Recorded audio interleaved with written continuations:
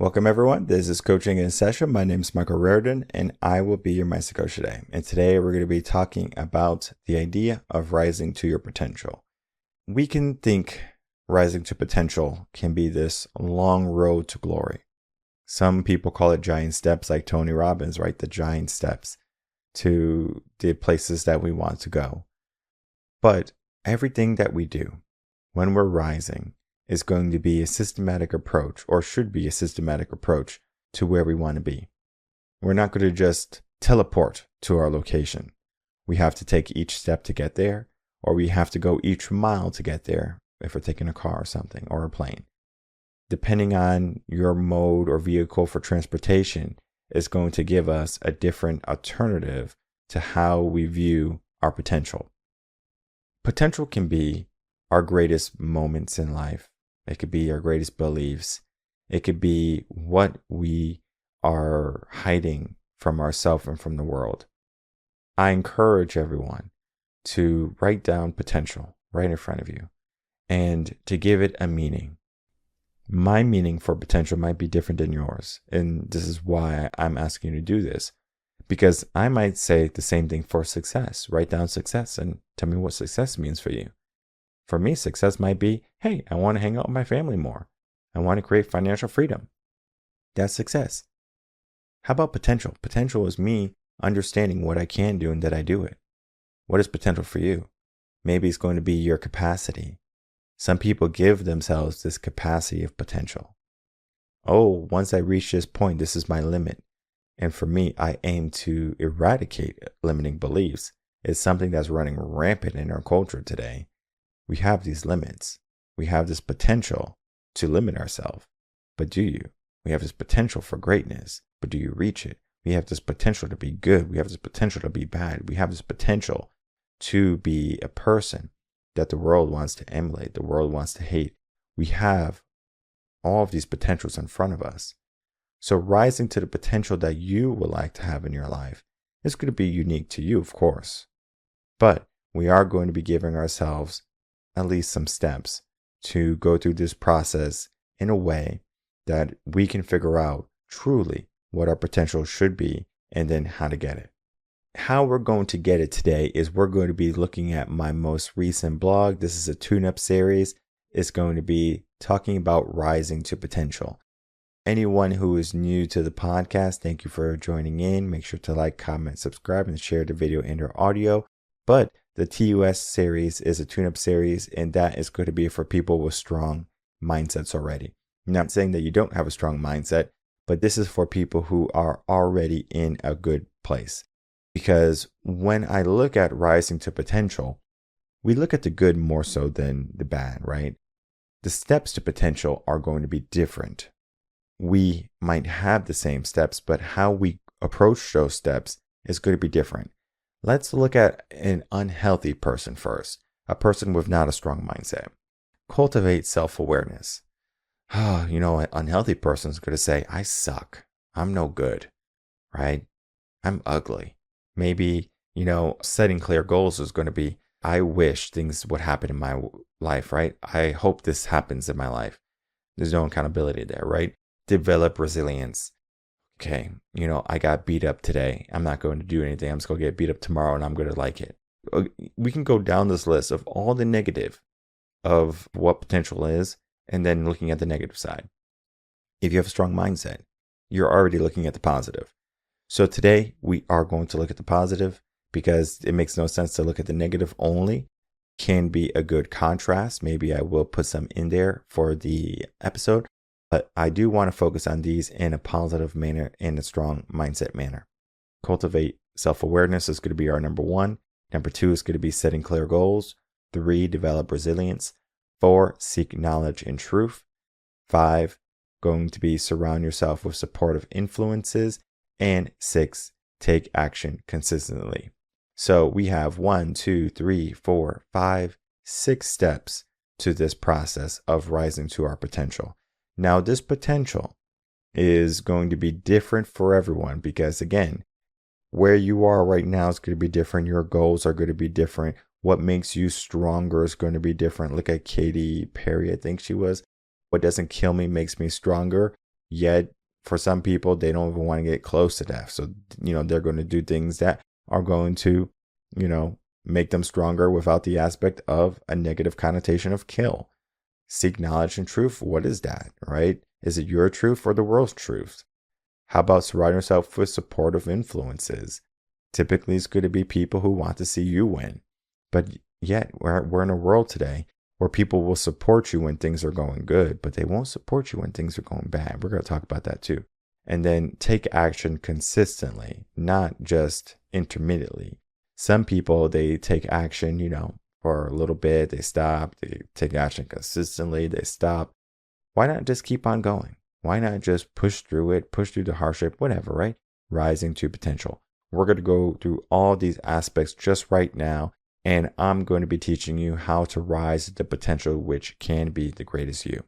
So all of this is to be said. Rising to potential is not going to be an easy thing. Think of it as when we're young, we're weak. I like to think I was strong when I was young. I said, I'm so strong, I can lift up this thing that's very heavy and it's a block or something I'm not supposed to be lifting. What do you call those things? The concrete blocks. I forget the true names of them. But this is something that you probably shouldn't be lifting when you're a kid. But as an adult, it's just one little pinky. When you're young, it's heavy. My child now, he's only 2. There's certain things that are heavy for him, like a grocery bag, right? And the grocery bag just might have some fruits in it, like apples. He's like struggling to lift, this bag of apples. And I'm like, here, easy, right? I'm not going to belittle him because he can't lift a bag of apples. He's still rising to his potential, his capabilities. In a sense, we are all going to be at different moments in our life. Sometimes we can do things and sometimes we can't do things. Sometimes we have to work our way up to do the things. And sometimes we have lost the potential and the ability to do the things that we once could do. This happens with people who maybe get in accidents, like a car accident. They lose the ability to walk. Maybe they have a heart attack, a stroke. They have to go through the healing process to become better. Whatever it be, whatever the process is, we have to understand we can change our situation. In order to change our situation, we have to change our mindset first. Because if we have just a negative mind, think of it as soil. If we have just sand in it, arid soil, and it's just salted and it's just bad, like we can't necessarily grow the things we want to grow. And if we don't have a good, strong mindset, we can't cultivate the things that we need to do, or the things that we want, or the things we want to know. And all of these are going to be our 6 steps here. So creating self-awareness, right? What does that mean? Self-awareness is understanding who, the what, the why, everything about you. Because who you are should be your character, right? Your character is going to be who you act or how you act when no one is watching. Yet sometimes we give ourselves this facade of, oh, everything's great, oh, everything's wonderful.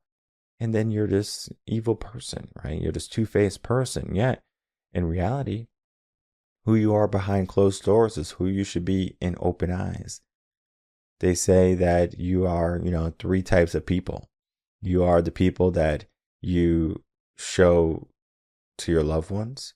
You are the person that you show to the world. And you are someone that you never show to anybody. The person that you never show to anyone is your true self. However, your true self might not be, in congruence to family and to the world, society. So we have to adjust. I'm not saying that we fake it, but we have moments when we can retract and we show people what we want to show them. Self-awareness is understanding all the aspects of our life and learning how to meld them together to be in harmony. If you find yourself doing negative things, maybe smoking, drinking, and I say these are negatives, but if you enjoy them, right? And I'm talking about enjoy them to the point of not harming yourself. There are people who like smoke a cigar or something like that. It might not be healthy for you, but they enjoy it. versus a chain smoker who's just doing it because they're addicted to nicotine. It's a very big difference. A person who enjoys the taste of alcohol versus a person who wants to get drunk off alcohol, or they need alcohol, or otherwise they start having withdrawals and shaking and stuff like that, right? There are different aspects to what you need to look at when you're looking at yourself. Then we give ourselves the aspect of the goals that we want. What do you want for yourself? Your goals in life. Do you want a big house? Do you want a car? Do you want kids, family, right? Whatever. Do you want to be a boss or an employee? What are your goals? Make them clear. If you cannot have clear goals, then how can we give ourselves any direction? Many people, they struggle with this. One of the first things I have to do is basically like I have to pull out teeth, it seems like, when I have new clients, and I'm like, tell me what you like to do in your life.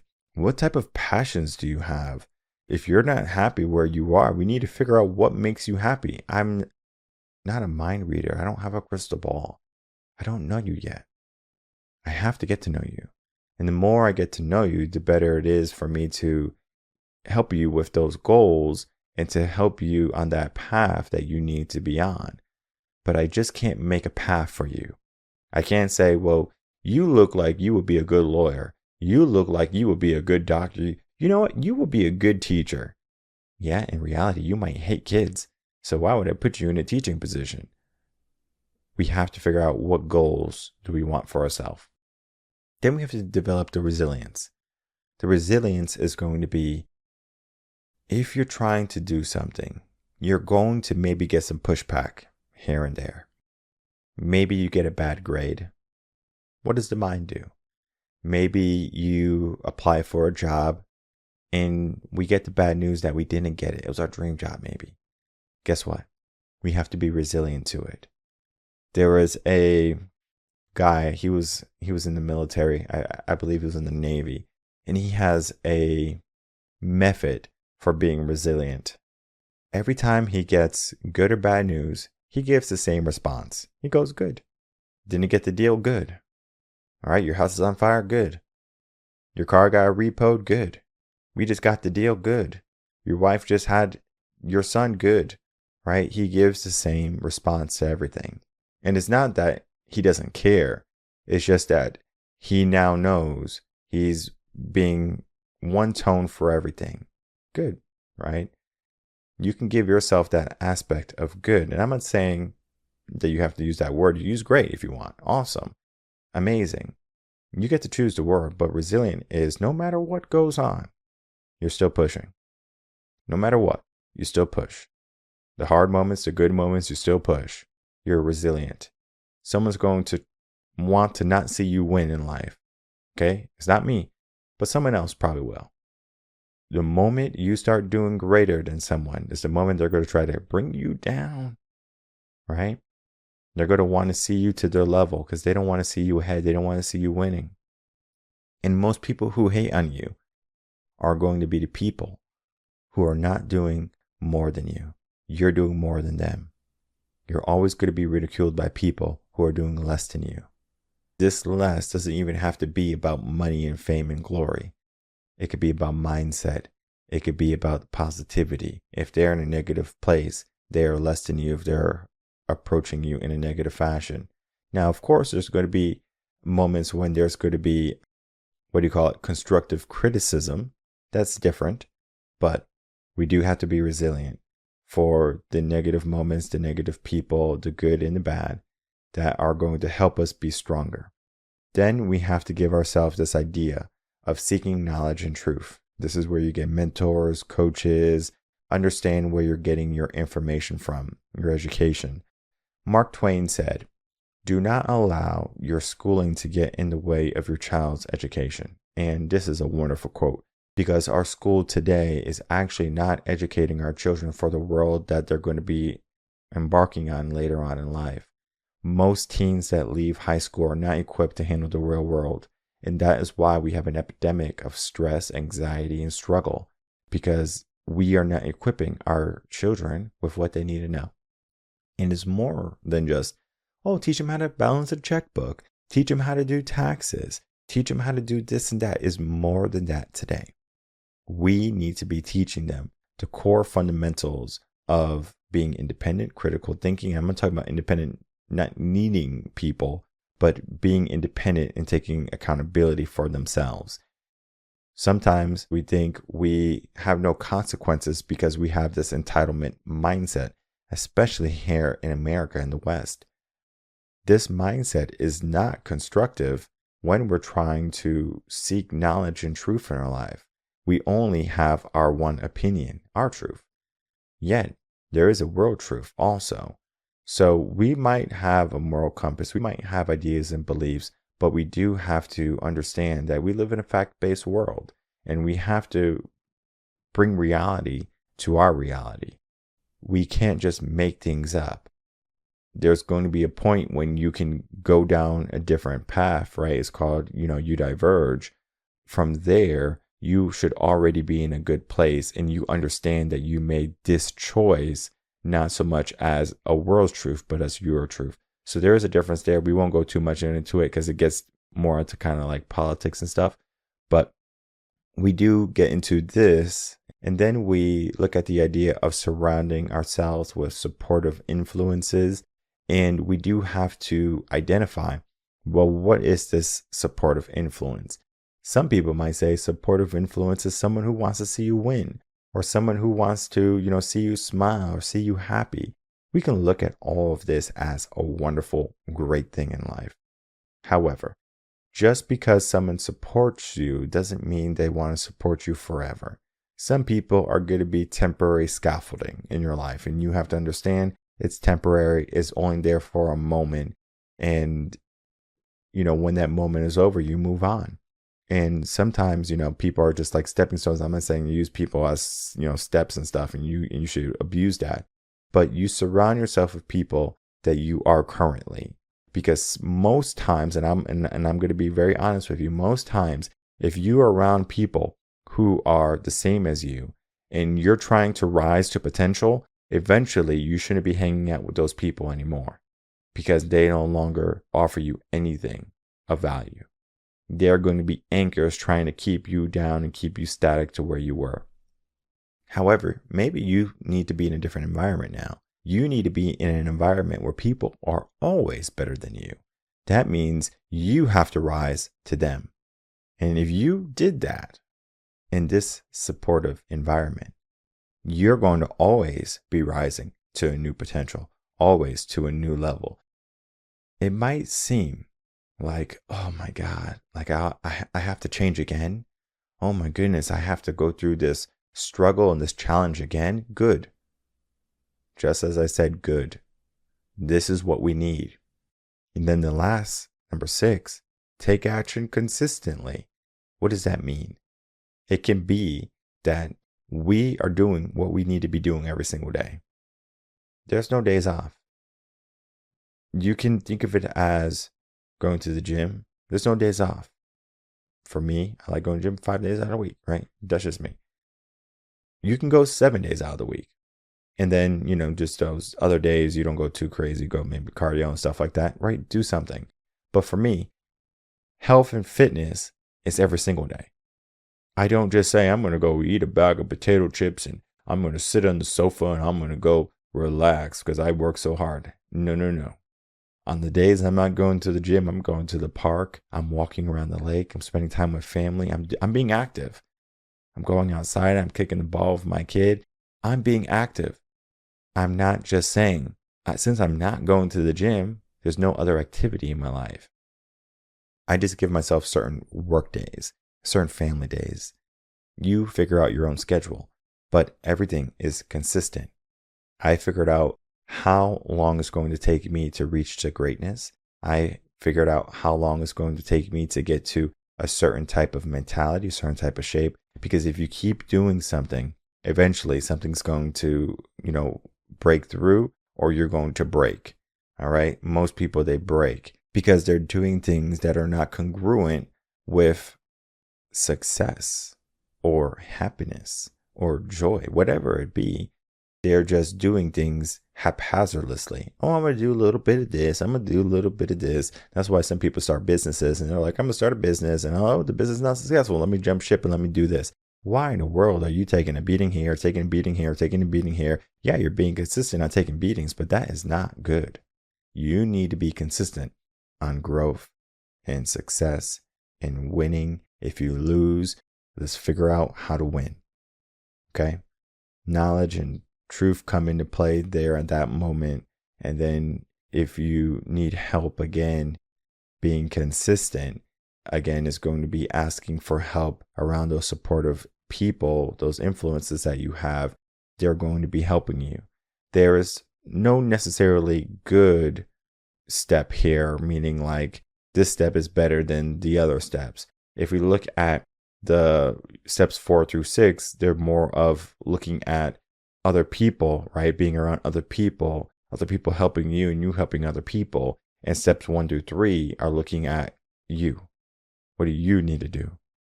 Of course, consistency for number 6 can be you also. But when people are watching you, it's easy to be consistent, right? However, can you be consistent when no one's watching you?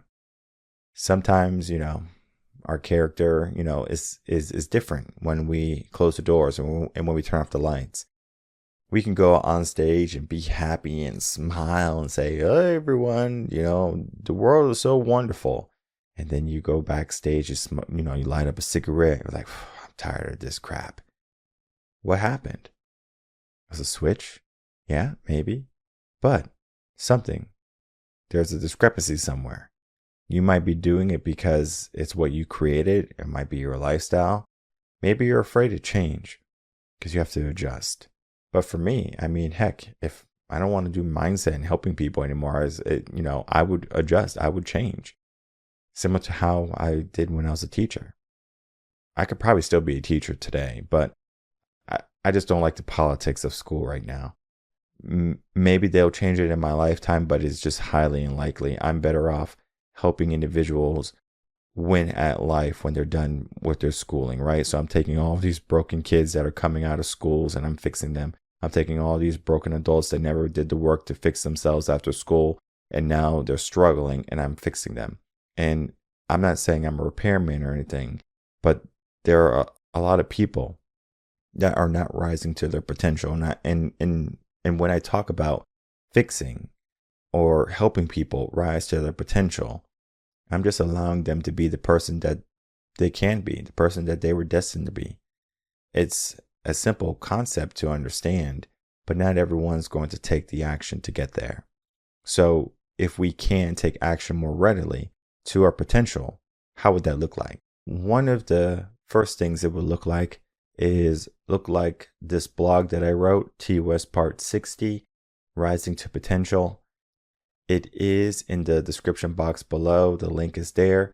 So you can easily just click it, go to where you need to go, and then figure out how you can rise into your potential. In the blog, I go step by step. So it's easier to get your flow through when you read it. So I encourage everyone to check it out. Today, I just focus on the steps to potential. The 6 steps, again, are number 1, cultivate self-awareness. Number 2, set clear goals. 3, develop resilience. 4, seek knowledge and truth. 5, surround yourself with supportive influences. And 6, take action consistently. These steps are going to help you reach a better potential in your life if done the correct way. That correct way might be unique to you, but what I will encourage you to do is to get someone in your corner. You can join a mastermind group. You can maybe get a coach if you have the means to do it. We all actually do have the means for greatness, but not everyone is going to be, stepping into that readily. So depending on what type of person you are, what you would like to do in your life, you might have to make some changes. Now, those changes can be good. They can be great. Maybe if you are not having the wins that you want in life, you're just not doing what you need to do. You need to learn how to challenge yourself more. You need to create better goals for yourself. You need to apply consistency. Again, hanging out with the right people, getting the right mindset. That's why coaching is so popular today. Not because everyone that's a coach has their stuff together. I know a lot of coaches who don't have their stuff together. I'm not saying that they can't help people, because you only have to be one step ahead of somebody to help them. Think of it as if someone falls over, right, and they're on the ground. You might be in a wheelchair, okay? You might be on a walker, with a cane or something, but you can still reach down with one arm and help that person up. Does that make sense? I hope it does, because we can all help people if they are just one step away. Now, if we are 100 steps away, we can still help them by support, by cheering them on, and even by backtracking to go to where they are to help them up to where we are. That's what I like to do. I encourage everyone, read this article. The link is going to be in the description box below. And also check our website out, reverendconcepts.com. The link is also in the description box below. And inquire about coaching today, so you can rise into the potential that you should be living right now. My name is Michael Rearden. I'm a mindset coach. If you have any questions, email me coachinginsession@gmail.com, and I'll see everyone on the next episode of Coaching in Session. Until then, everyone, take care.